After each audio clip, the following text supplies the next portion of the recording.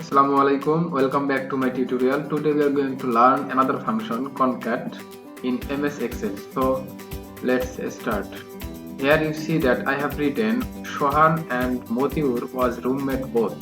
So here you can see Shohan and Motiur. Those are in separate cells.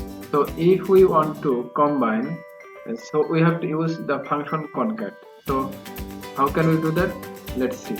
Write concat, then select Shohan, then comma, then double quotation, space, double quotation, then comma, then we need and double quotation and double quotation, comma, double quotation, space, double quotation, comma. So Shohan space and space, then Motiur, right? So Motiur is a3 cell, then comma, again you can see after Motiur there is a space, so double quotation, space, double quotation, comma, was roommate both, double quotation, was roommate, double quotation, bracket close, enter. You see the result.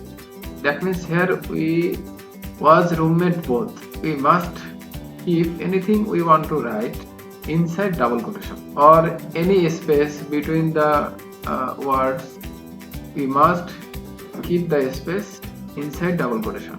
This is where we can use concat function.